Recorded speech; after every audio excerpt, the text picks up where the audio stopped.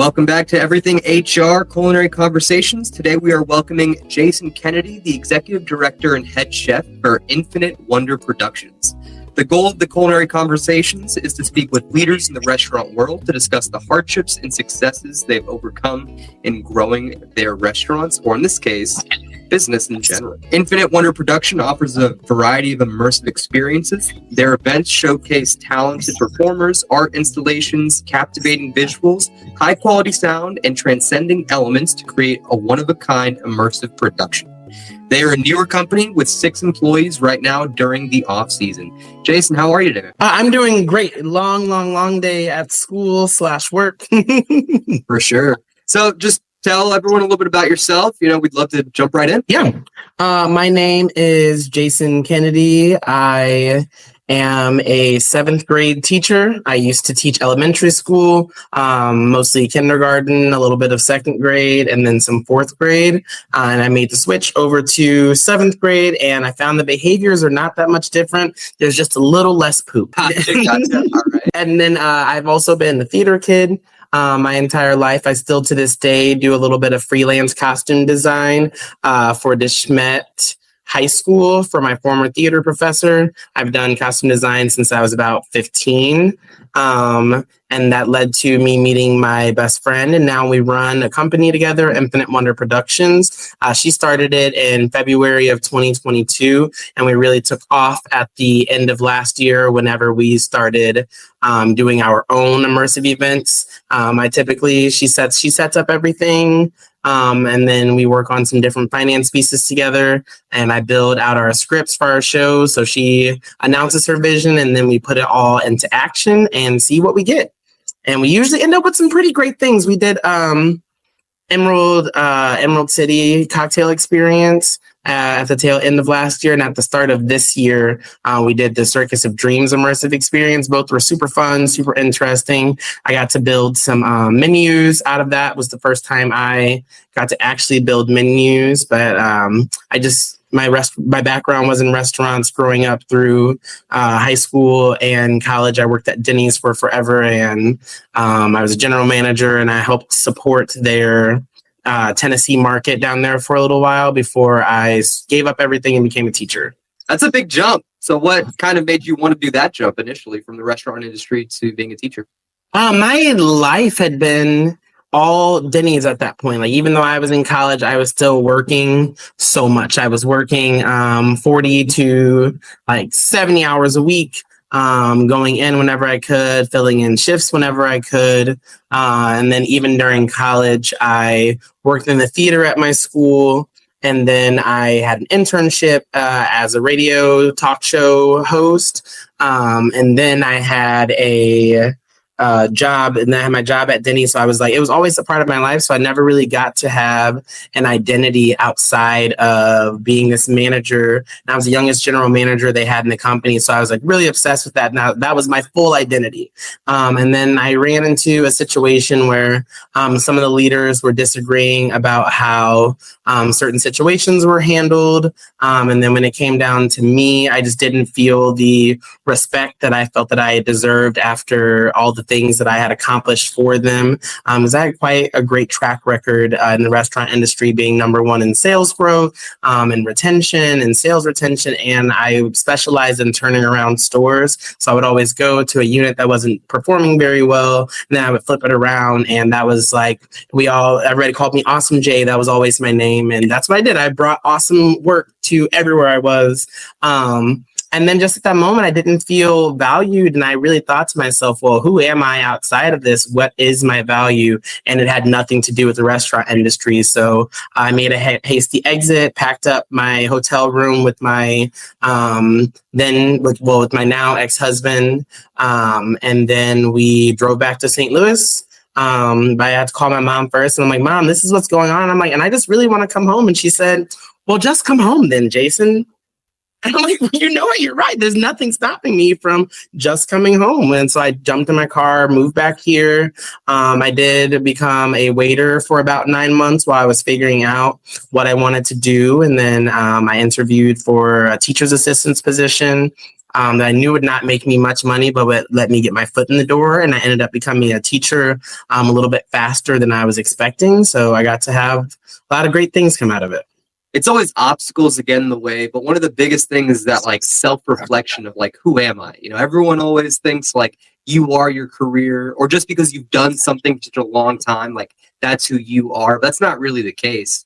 So it's awesome that you found something that you were happy about, right? And I'm assuming that now with teaching, are you with teaching? I am absolutely ecstatic. And I knew I always wanted to be a teacher. That was always in my cards. But I was a very methodical person. I had my whole life planned out all the way down to when I was going to start having kids and when I was going to make my big career switch from corporate to teaching, because I wanted to learn a few things and become a whole person before I became a teacher, trying to coach people into being a whole person. And so, but now I feel really fulfilled, and like teaching, I know is a very, very strong passion of mine, but I still really have always loved all the skills that I got to pick up in the restaurant industry, which is why I partnered really well with my friend. Yeah, tell me a little bit about that. You kind of told me how you jumped in, but what is your restaurant experience? How is that helping you as the head chef and the executive director? Yeah, so at first, since I had been a manager for so long, I've always been just like a home cook. One of my dreams was to go on MasterChef and have Gordon Ramsay yell at me. But I had always been just a really good home cook, and my best friend, she was a show director for a company that I don't think they do much business here in America anymore, called Viral Ventures. And she did like their Alice in Wonderland experience and Peter Pan experience. And then she had Karen's Diner, which was a bigger concept than before, because before it was shows, they sold tickets. But with Karen's Diner, it was running a full-blown restaurant. So she asked me, I want to say 10 times in about 6 months to come and be her manager. But I'm like, oh, I'm teaching right now. I'm so happy, blah, blah, blah. And then she like really asked me, she asked me the final time in October, and she was like, Jason, can you please at least come be a server for me? And I was like, sure. So I went there to help her out. I was gonna just serve a few nights, and then she asked me to be like a shift leader. I'm like, okay, that's fine. I can help train some of the people. And then whenever the general manager and her were sitting down having a meeting and there was no one running the training, I just picked up a clipboard. And from that moment, I was sold and locked in. And I just started getting things in the places they needed to go, getting our front set up, which eventually led to me getting the kitchen set up with the kitchen manager. And then unfortunately, we did have to let the kitchen manager go and let the general manager go. And so she and I stepped into those roles, and I took over the kitchen, because just with being in Denny's in general, I was always used to running a kitchen, and I was used to cooking good food at home. My late father, he was a chef. He had a little catering business here in St. Louis.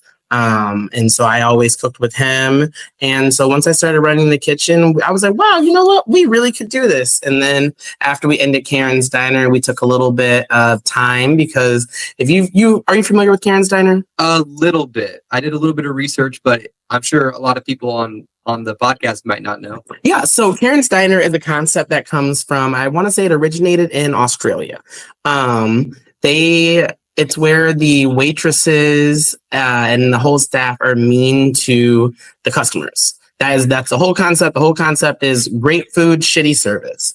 And bringing that concept to St. Louis, where we have all these strong, big, bold personalities, it was really draining, because it was a lot of work. So you always had to be on, because we were so busy all the time. So like there was always that time where, like, you know, being a nice, bubbly, fun person and then having to go into an environment where you're mean all the time is a lot. And so then while we were there, it just it drained us of our energy. Although it was fun, it was hilarious. One of my most popular videos on the internet is of me at Karen's Diner. My students to this day still find it. My second graders found it. The fourth graders found it. Even my kindergartners, some of them saw it because their parents saw it. And then my seventh graders last year were all over. They're like, "Oh my God, Mr. K, is this you? You're cursing?" I was like, "Thanks." But after that, we just decided to kind of take a break. And then she brought the idea to me. She had already built her LLC because that's the direction she wanted to go. And so I sat down with her and we started planning, running the numbers, thinking about concepts. And then we decided on doing Emerald City. And so the book copyrights to Emerald City are open. So they're all open source now at the moment. Because it's been over 100 years. So we had to do things strictly from the book, tailoring it towards Emerald City, but we couldn't use anything from the movie. So like Dorothy's slippers are silver in the book. They're not ruby like it is in the movie. So there are just a few different tweaks of the things that we could use and things that we couldn't use in order to stay within compliance with the law, of course. And so that was one of my big undertakings is I got to sit down and write a script. At the very beginning, I didn't fully understand what we were aiming for. So I wrote an entire play. But what we were looking for was like the outline to an improv show. And I'm like, oh, I'm an overachiever. So I wrote about 30 to 50 pages of an actual play based off of the book, The Wonderful Wizard of Oz. And so it has like a great storyline. So we had to then take that storyline and adapt it to something that would fit into about a 90-minute immersive show, which we then had to adapt. So by the time we finally whittled everything back down, it was, I want to say about 10 to 12 pages because it's supposed to be mostly improv and having different events going on during the time to really bring the crowd into the show and have them come in and enjoy it. And I got to play a couple of the characters, which I wasn't expecting at first. But you know, when you're working there and you're one of the bosses, you have to be exactly where you need to be. So on those nights, if I wasn't in the kitchen and we were down a certain person for the stage, I was definitely going to jump on and take that role. But I know for a bit of time, I did spend most of my time in the kitchen there, and I made different food that was themed to our theme. So I had like a poppy field pizza, and I made like flying monkey wings, or winky wings is what I called them. The flying winky wings. And so they were just some wings that I oven roasted, seasoned real well. And I had my own special sauces. I had my own garlic vodka pizza sauce. I had my own sort of like sweet and spicy wing sauce that I created. And I just got to do a couple of different appetizer takes with that. Nothing too far out of the ordinary. But I know being able to open those doors with creating those menus for myself, because that was the first time that I had ever done it, where I was actually making food to sell to other people when I wasn't just helping my dad cater. So I was like, it was really special to me because I got to really bring my recipes to life. And one of the things I've always wanted to do is I've always wanted to feed people on a large scale. I love feeding people. I love cooking dinner. I am the friend who hosts all of the events at home. So I always enjoy myself in that regard. So even once we started doing the Circus of Dreams, I was able to develop our menu a little bit further and just do some more circus themed snacks. I got to keep the wings and everything that I had. Sorry, my friend was crawling under, so he didn't get caught in the camera. So I got to create all of our appetizers there at that point. I retained some simple things like the pizza I had, but we also had a Valentine's Day event for the circus, and I got to create this beautiful 3-course menu that was really Greek themed. I was feeling Greek that week. I'm not particularly sure why, but that's where I get a lot of the influence from my recipes. Like I make them up almost on the spot, just kind of as the thought comes to my head and the flavors start to pop in my head. I'm like, oh, I want this to taste like this. Oh, and I know I need to get a little bruschetta there because I served bruschetta for Emerald City. So I wanted to bring back my bruschetta to make like a Mediterranean dish and salad with salad dressing that I had made for the first time. And it actually turned out pretty well. Super unique. Like I just love it. I can definitely tell your passion just from the way that you're talking, the way that like you're describing just making the dishes and things like that. it's really, really unique how your background, which, like you said, you left Denny's, thought that was the end of like your kitchen career, you know what I'm saying, with the restaurant industry. And then you kind of found a way to bring everything that you enjoyed, you know, a little bit of the plays as a theater person, and then a little bit of the restaurant industry all together to make something very unique. I think that's a super, super cool thing that realistically anyone can utilize to find their dreams. It's always really interesting how people may not like think that something is worth it or it's not working. And then years down the road, it ends up being exactly what they needed. Like that experience they had back then was exactly what they needed to then succeed now. Can you tell me a little bit about the venue as far as like the locations you did it, as well as like count as far as like the people that were there? I think that's really interesting as far as where it was. Is it like a pop-up, or is it more of like one specific location that people show up to? Thank you for listening to the Everything HR podcast. This show is for restaurant owners, entrepreneurs, and leaders. But remember, anyone can be a leader. Whether you're a server, a cashier, or in any other role, if you have the mindset of a leader, you can be one. If you know someone with that mindset, please share this podcast with them. It just might inspire the next great franchise or independent restaurant. Yeah, absolutely. So as of right now, we are switching to a little bit of a different model. Once my best friend, the CEO, finishes up because she is with child now, so she's due in December. So we're gonna resume again at about springtime next year. She just wanted to take some time off to get situated. This is her first baby, and I'm like, oh, you know what? Absolutely, I definitely could use the time to make sure that I'm situated with school. But we have just been looking at different places now because we're gonna do more of a pop aspect where we're going to go to different places. But before, we were just placed in the Old Lemons restaurant in St. Louis off of Gravway Road, which now they do a lot of venue renting. But we were there, and that's where we used to turn around our shows. We did about 3 months for each show.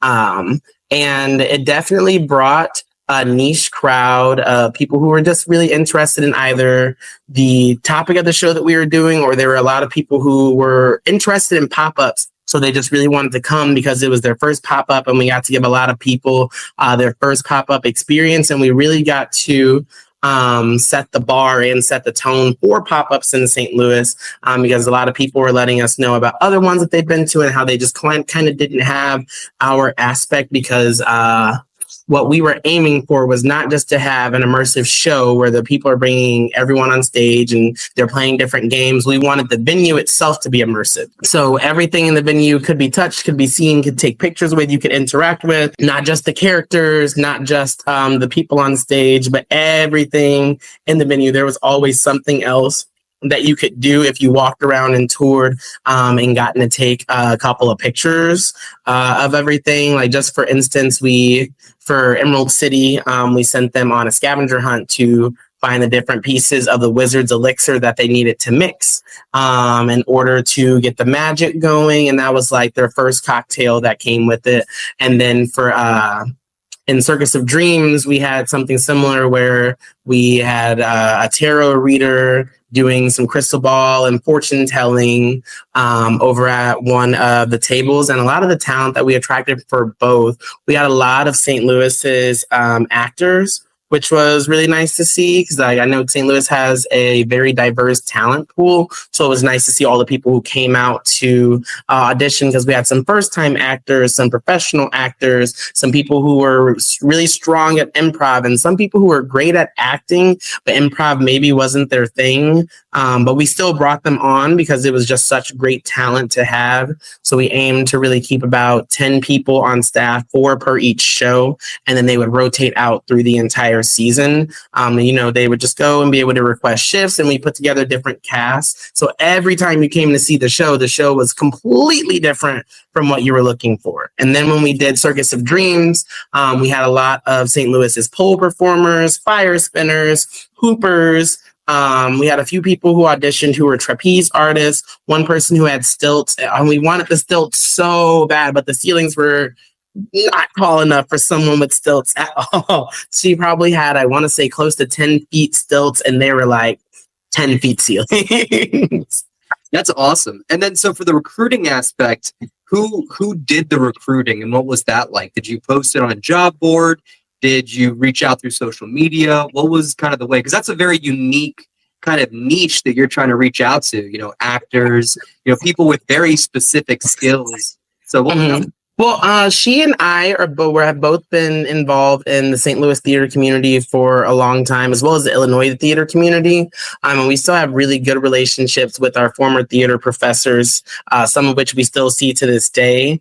So we posted a lot on Facebook, on Instagram, a little, and then on TikTok as well. Because that's where we had some of our former videos from Karen's Diner. And I was just letting everybody know, like, hey, come and check out our new show. So we mostly utilized social media for our talent pool because it brought us the most diverse group of people. We never really had to make like a snag a job post or make a job post or any of those because the people, we had almost more people interested than we could have on our actual team, which was really nice because it was something new that St. Louis had never really seen before. So people were really trying to jump at it. And so it brought forth some very interesting people. Yeah, that's a good problem to have, right? Too many people to pick who you need. Awesome. Yeah, so I know we got to really be selective too because of the amount of talent that we had. Yeah, that's always the best, right? Whenever you don't have enough talent, it's always hard because you kind of just have to take anyone that you can. But having that larger talent pool makes it much easier to make a better, more informed decision. 100%. Absolutely. And then as far as Karen's Diner, I know that you were saying you did social media for it. What was that kind of like? Because I think social media is something that restaurants could really utilize more of.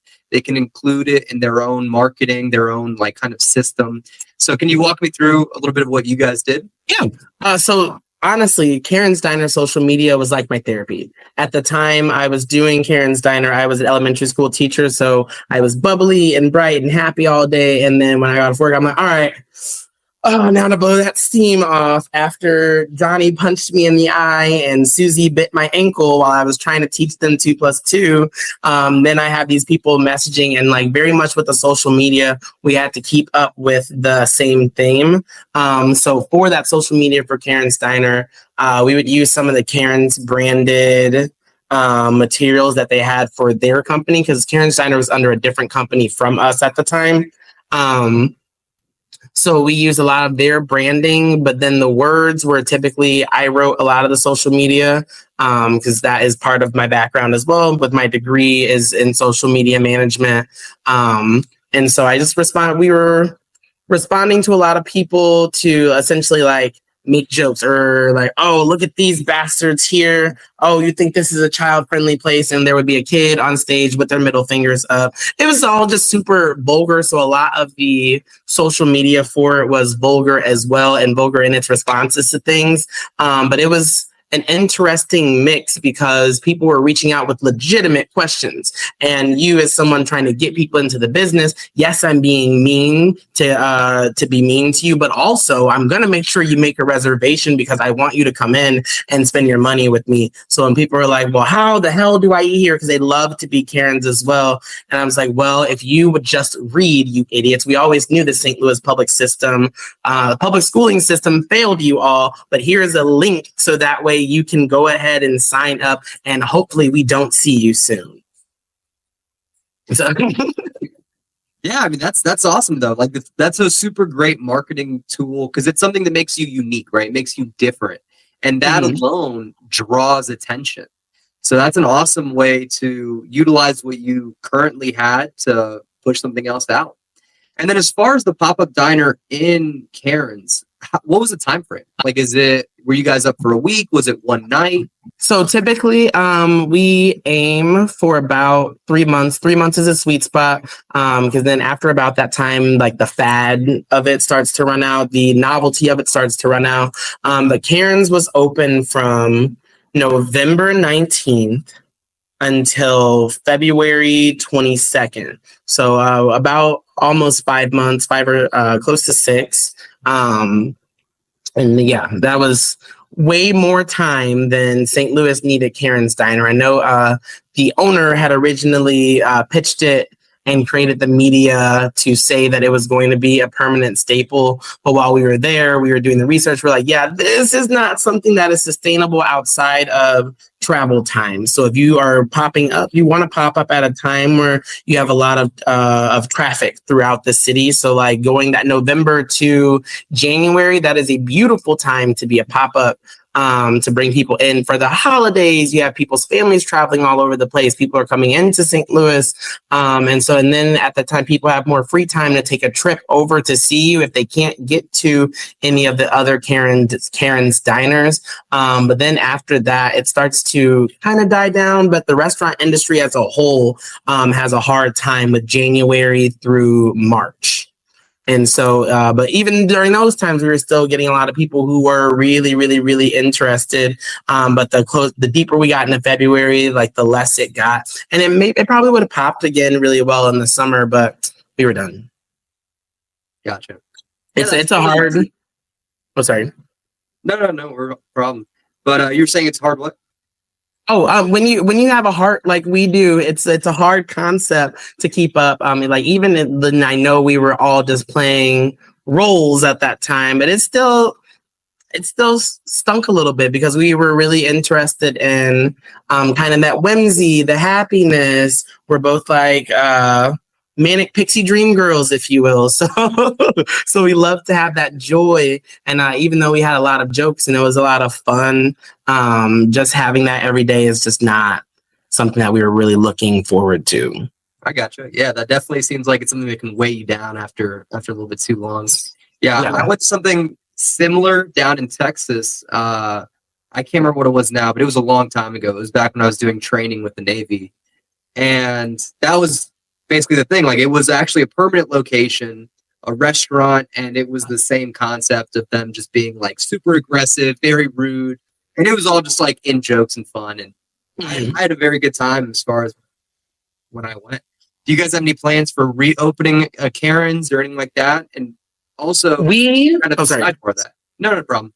But like aside to that as well is what does that connection look like? Because you said Karen's, it's almost like a franchise because they are a brand that you guys have been able to utilize. So what is that kind of franchising relationship like? Karen's Diner is owned by Viral Ventures, and the direct owner of Viral Ventures had set up to open up here. He at first was responsible for a few of the pop-ups, like the Peter Pan experience, the Alice in Wonderland experience. Those were funded by his company, but my best friend, Serena Daly, was the manager. So she was the event manager and the show manager. So she set up everything, and then he had different pop-ups.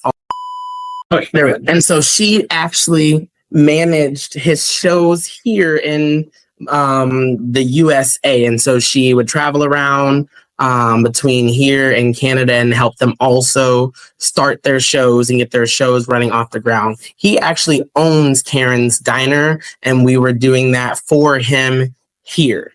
But then once Karen's Diner closed, he left St. Louis, what we thought was entirely, but he left St. Louis at that time.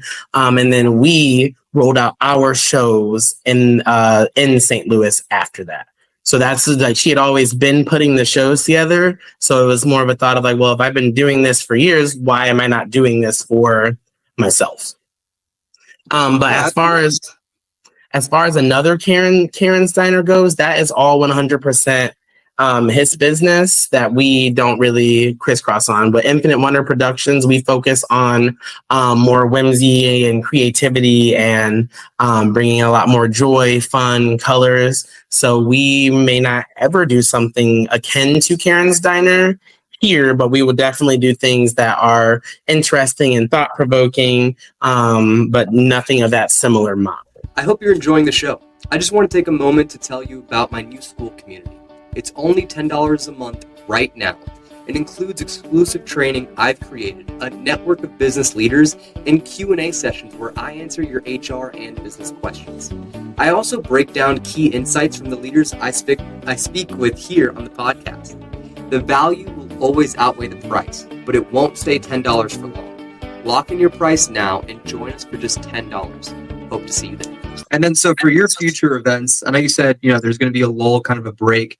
I know you also said that there might be some changes as far as the way you guys are operating. Is it more of you find one individual and then they kind of purchase your service for the experience? Or is it you pop up and then you prep people and kind of you bring them in for a show? So that is what we're aiming for now. We're aiming to do a little bit of both. So whereas we'll go out and we'll go out to venues and put on our shows to pop up here and there. We may pop up in St. Louis on a Friday, and then maybe we may run a simultaneous show on a Saturday or on that same Friday in another location, like maybe in St. Charles. And then we also have a few different packages set up for people to say, I want you all to do an immersive event for me, and then we'll come and bring the event. Like, I know I can say one of our biggest ones that we're aiming for next is to kind of have that murder mystery package, so we can send out the murder mystery with our actors and our storyline set up. Because all of our storylines that we have are original creations by me. And I don't know if I can toot my own horn, but I like to think they're pretty hilarious. But that is also something that we will have, and we'll also be able to extend it because we still have a few that are in the repertoire. So we have Emerald City, we have Circus of Dreams. I have a murder mystery set up that we haven't officially used yet, but I do have it prepared and ready to go. And so one of my big things while we're on a bit of our break is I'm still putting ideas and scripts into our bank. So that way when we come back in full force, we're all ready to 100% go. And then you were saying that you guys currently have 6 people, like that's your current team. And then closer to the show, you start the hiring. How far out are you kind of recruiting for that? So last time when we did Circus of Dreams, we had about a 3-week turnaround because it's mostly improv. So what you need to learn is just the beats. And then bussing tables is also a part of it. So when you're coming off stage, typically you're grabbing a couple of plates and then you're moving on. Or the person in the kitchen will come out because typically we do the ordering at the very beginning. You can still order later on, but most people don't. So we don't really require that many. We just need the actors. So we typically wait until about a month, maybe 2 months out. We'll put the post up and then we'll have auditions pretty close to go time. And then I know there's only about 7 rehearsals, if even 7 rehearsals. That's why we really look for some of that like really developed talent, people who are flexible, who are ready to jump in and just do what is needed in order to be successful there, because it can be a lot with that quick of a turnaround. But typically we get them set up for that 3 months and they just get better and better as the shows go on. We always do our very first night as like a media night. We invite a couple of our friends who are in media and then some family. Then we have a family and friends night, get our feedback from those both 2 nights. And then I'll give feedback as a director, as well as my friend will give her feedback. And then we'll do our full hard open. Gotcha. That's really awesome. Oh, sorry. No problem. Go ahead. And typically, like when I say the guests make the show completely different, there are some set pieces like the opening monologue is a big beat, the ending monologue, the intermission monologue, but almost everything else is the audience pushing the show or the people pushing the show, or maybe they'll notice someone. Like I know in Emerald City, someone came in, a whole group of girls came in dressed up as the characters. They were all 4 of the characters. And then someone was the tornado.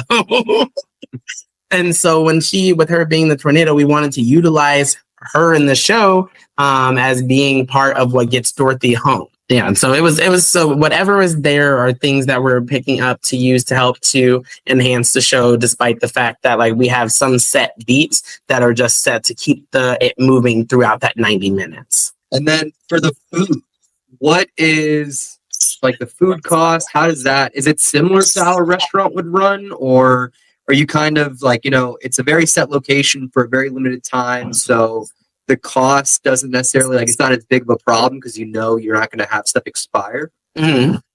Well, for our food costs in general, I over ordered a little bit at the very beginning just because for our first time, I didn't necessarily know what we were going to be walking into. But looking at the numbers from Karen's Diner, right next to our projections from the show in general, I ordered based off of that. And then the few weekends following that, I ordered based off what we did in sales and what we sold that previous weekend. So the food wasn't preset except for we had a show appetizer. You always got a show appetizer. So my show appetizer for Emerald City was bruschetta. So I always made sure to order heavy for bruschetta because I made it fresh every day in the kitchen.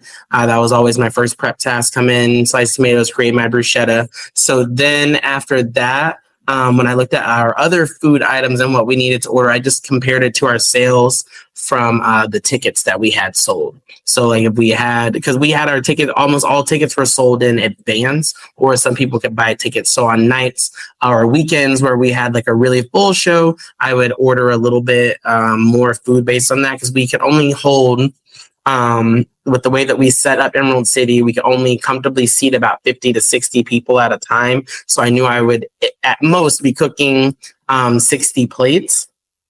So, and I just thought about what was looked at our most popular items, like our wings were our most popular items. So I always had a few cases of wings on hand. Something that didn't always sell that well, but was a great backup option would be toasted raviolis. So I always kept maybe a case of toasted raviolis or two, just to kind of make sure that we are able to get through what we need. So it wasn't like a traditional, because, when you look at your traditional restaurant model and ordering food, you're ordering for the entire menu, also based on your sales from the previous week or the previous quarter, or even the previous year, as compared to the projected sales and each day part that you're looking for moving forward. Yeah, so you're still forecasting, but instead of having like a longer time frame, you're looking at just the trends of your own experience, Karen's, and then like the first, second night, kind of with the family. For Karen's, there was nothing to even though there were reservations, we also accepted walk-ins because we're never going to turn away money. So it was hard to project what we were going to sell. But the biggest sellers at Karen's were burgers and French fries. So we always kept cases and cases and cases of that. Because even just being around for just a couple of months, I was like, well, we're going to go through these cases of burgers. Don't worry. And then after we had our opening week, I was able to start projecting sales a little bit stronger after that. Definitely get what you're saying as far as you need to actually do it and go through it a few times before you can start identifying what the trends are going to look like. Yeah. And what does the kitchen staff look like? Like how many team members did you have in there? Or was it like really just you cooking 60 meals? It was me. Yeah. It was just me. There were a few times we do have just a few of our people who are permanently on staff. So there's me, the executive director, my best friend, the CEO. We have a technical director / director of operations. Then we have our director of social media. And then our IT guy, who is always so helpful. And then we have an executive assistant as well. And our executive assistant is our water, as is what I like to call the position. She's our water of the team. So she fits in whatever mold we need her to. So she was someone who specialized in all of the characters. We also taught her how to manage the event space as a whole and manage the event as well. And then she also helped to run the kitchen. So if I was needed to be somewhere else, or maybe I was out one time the entire time, which I knew at some point it would put us in a bad spot had I ever gotten sick, because I was the only one who could do what I do. So once I had identified that, about 2 weeks in, I started training her whenever I could, started training her on the prep that we had. And then I also trained our technical director and our CEO. She had already cooked with me a little bit before at Karen's, but I mostly just ran the kitchen myself for our show. So there was never really any more than one body in the kitchen besides I know there was one night where I was slightly behind, so I had to pull our tech director back to just make a couple of pizzas for me. But it's pretty bare bones kitchen. But when we have it, when you are prepped up to where you need to be, so things are as easy, quick, and simple for you, and you have a strong system in place, it makes it really easy. But it took us a little bit of practice to get to having a strong system to make sure that the food was going out and the actors were there picking it up, and we were communicating with the front so we weren't interrupting the show too much. So much great information there. Like the way that you're describing, the processes have to be in place, the prep has to be in place, using the trends, forecasting, like, roughly how much you're going to need as far as the food costs, as far as labor, planning ahead, as far as recruiting your team. You guys already had a relationship with the organization, so you already were able to kind of get the staff that you needed to do the acting and do the improv. But that's really, really unique. And I think it's something that realistically anyone can kind of emulate, but maybe not. The experience that you two have, I think, is what makes it run so well. And so if anyone else wanted to emulate it, they would either need that experience or they would need to hire or outsource that experience to try to make it work. Like, it's very easy to say, recruit the right people, finding a venue, do the social media, but actually going through it and practicing and putting everything, kind of putting your money where your mouth is, that's a lot more difficult. Yeah. And I also wanted to touch base with you a little bit more about Denny's, actually. So at Denny's, I know that you said that you did a lot of like the turnarounds, that you would take a store that wasn't doing super well and you would actually help improve it. I would love to kind of just hear what you have as far as what does that process look like? Oh, absolutely. This is one of my favorite stories to tell. Even though, I'm not there anymore, I still am really proud of the work that I got to do, even as a young person, because coming in as a general manager so young, I was 22 when I became a general manager. And then and then they had me in several different stores in several places. But my very first time, I worked for a different franchise. I worked for a corporate store. I was a trained corporate manager. Then our stores went franchise in St. Louis. So 2 big franchises owned our stores, and I worked for the very first one. They were brand new to franchising Denny's. They had just bought a couple Denny's. This was their market. I was like, okay, awesome. And they were Black owned as well. So I was really excited about that. But in that group, I truly fell on my face, because like I said, you'll always fall to your systems and processes with what you have set in place. And with them being so new, even though them having a developed concept, the things that they had on the other end for themselves, they didn't really align with me. It didn't really work with me. So I did make the choice to exit and go to a different franchise who had a little bit stronger systems in place. And so I had a little bit more support. And when I went there, they offered me 2 of the worst stores in the company.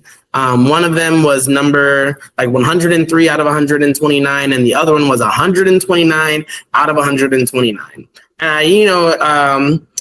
And one was the store that I first started working at whenever I very first entered my Denny's career as a server. So I was like, no, I don't want to go there. I don't want to go. I've been there. I lived there. I don't want to go there. So I decided that I was going to go to the other store that was number 129. And, everyone had their jokes. They're like, oh, they just want somebody there to be a scapegoat. Oh, they just want you there to keep it running. I was like, okay, that's what I'm going to do. So I got to go there, and it was a filthy mess. It was absolutely destroyed. The employees were not where they needed to be. They didn't dress how they needed to be. They never had a manager who cared or held them accountable. And then the guests always had bad service. They never had people who cared about it. So people would literally come there to get food, complain about the food, and get their food for free, because that's what they were used to going to that location. And then, people were really used to being able to do whatever they wanted to. So I came in, and my very first thing I always do when I go to a new store, I just went in to eat. I went in, sat down, had some food, had some service. Then I was like, oh, hey, can I talk to your manager? And they're like, well, and who are you? And I'm like, well, I'm Jason. I'm going to be your new boss. Nice to meet you. And so then I got to sit down with the manager and just kind of identify what was going on. I wanted to get to know everybody as people because I had a lot of old school management styles really focus on not just the systems and processes, but rigidly hitting the systems and processes. And they tend to forget that people are peoples, because I know I had a few managers who forgot that I was a person too. So then I developed this philosophy for myself based on a Denny's philosophy, because Denny's always said when good gets noticed, good becomes great. And so what I found out through trial and error is that empowered employees bring you the strongest results. So I focused always on empowering my employees. I got to know my employees as people, even though I'm like, okay, guys, I know where we are. It is not in the best situation, but I'm going to work with you guys. And not only am I going to work with you guys, I'm going to work hard with you guys. So when I always started off in about 10 to 18 hour shifts at my very first time when I'm turning a store around, just so I can get to meet everybody on every shift, see how they work, get a feel for everything, and just show everybody like, hey, I came from where you guys are. I'm here to work too. And that really helped to get the trust of my team. And then I'm like, okay, guys, now you all know I want this to get better for us. And like, this is what happens when we get better. If once we get better and we start bringing more money into the location, then I can hand out raises. That's how that affects you all. Then on top of that, you as the servers, you'll get to make more tips, and it'll just be a better quality place to work at. Do you all want to work at a good place? And so I got them to buy into it. And I always came with my little binder of my turnaround plan, which started with cleanliness and customer service. So I made sure to always introduce myself, do a little public relations. I was out on the streets handing out bags of pancake puppies, handing out flyers, inviting people to the restaurant and letting them know, even people who had bad experiences, and would let me know, oh, I always have such a horrible time here. And I'm like, I'm so sorry to hear that. My name is Jason Kennedy. I'm the new general manager here. You'll see me around a lot. So please give me about 3 weeks to inflict some change and make some stuff happen. And so within that first week, and I was there just working as well. Within that first week, I started to notice some immediate sales changes. So instead of us being down in sales, we were actually up a little bit. The first time it was up like 5%. And my boss called me and he's freaking out. He's super excited. And he's the one who actually poured into me to get me empowered. So him empowering me led to me empowering my team. And then when my team would train new people, we didn't have a lot of jaded employees to pass out bad habits to other people. I did have to get rid of a few people, but that's just, some people are going to be along for the new ride, the new administration, and some people are just not going to buy in. And my people who refused to buy in, I had to let them go because their lack of buying in was becoming a detriment to the business, whereas we are scraping for every dollar, every cent that we need. They're not caring whether or not people are entering the establishment, and you just can't do that in a restaurant setting. I do understand, like, sometimes the customer's not always right. However, this customer may not be right, but what he needs in this moment is to feel a little bit right. I'm going to show you as much support as I can as your leader. I'm not going to disrespect you in front of them.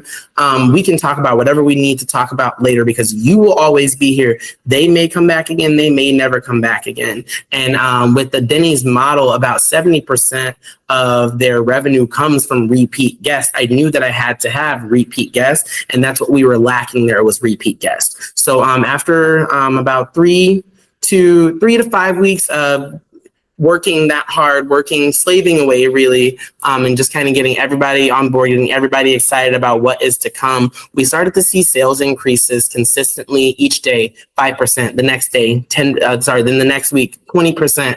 And then within the first month, we were up about 50% in sales, 25 to 50% on any given day, which always sounds impossible. But like, it's true. The truth is in the numbers. And what I found out was that through trying to plan for better here at this location is that it wasn't a issue of the money's not there, the customers aren't there. They were always there. They were just being ignored, being sent away and being pushed away because you walk in on a Sunday morning and there's one server in the restaurant or a Denny's. Who's going to stay?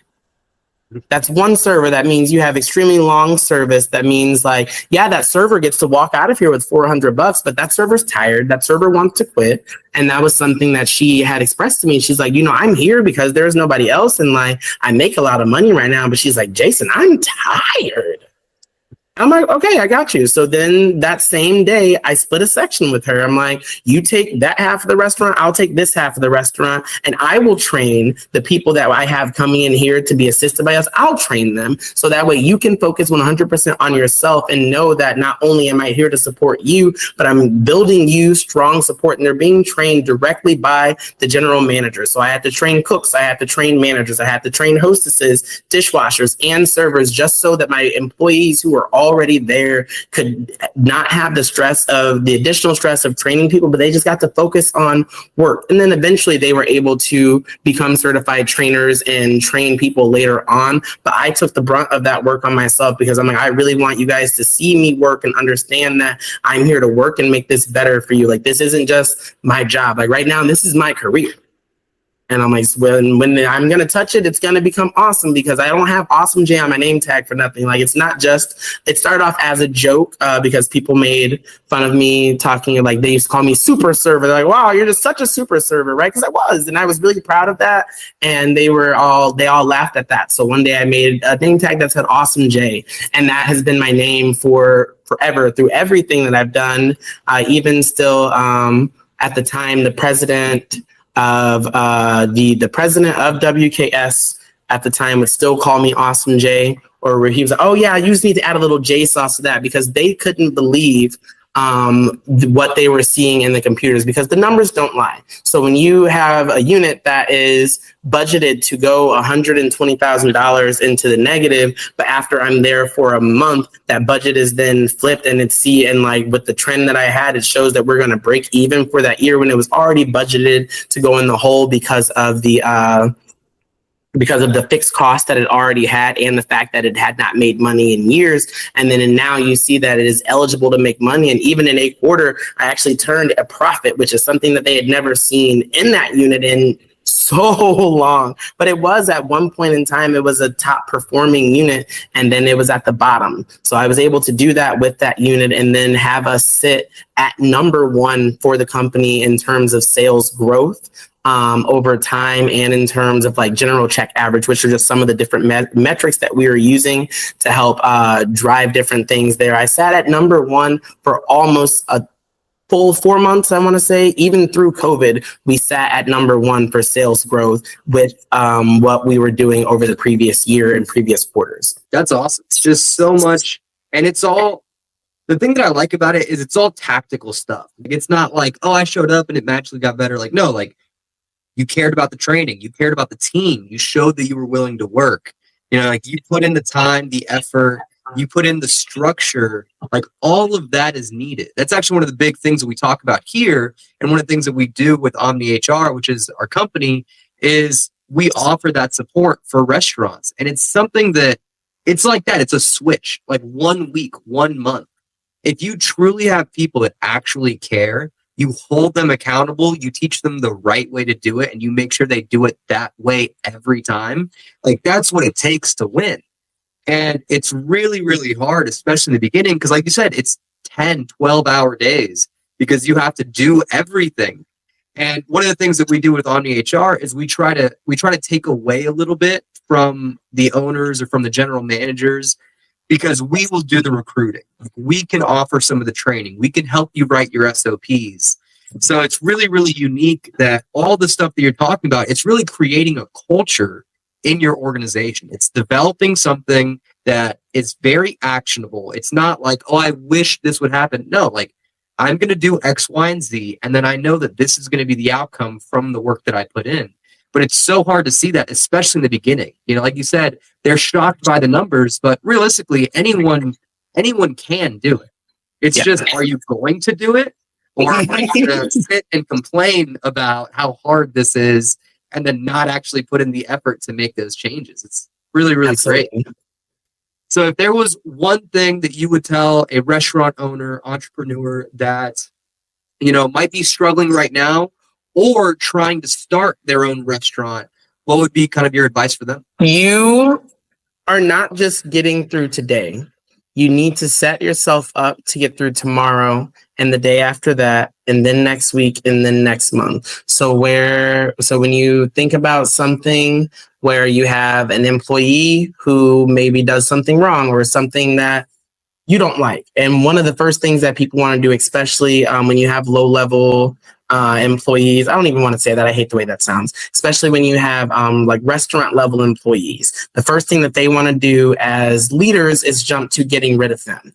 But when you think about what you can do and what you can change within one person by instead of taking that moment to get rid of them and turning it into a coaching moment and investing in them and seeing how that person can help you get through your next steps, you will be a lot better for it. I know because I have employees who followed me from unit to unit to unit, from company to company to company, because they liked the way I treated them. So they said, I don't care about the job. I just like to work for you. So when you have a team, there's nothing better than being able to build a team. So I guess to make it a little bit more succinct, build your team today, do the hard work, say the thing, do the training, do the coaching, and tomorrow is so much easier for it. I love it. I completely agree. I think we're going to go ahead and cut it right there because I think that is it. Right? That is it. You just do the thing today so that way tomorrow is easier. Absolutely. All right. Well, thank you once again so much for coming on in. And if you stuck with us this long, I truly appreciate it. If you like the content, please rate the show. And if you're feeling a little crazy, maybe share it with someone.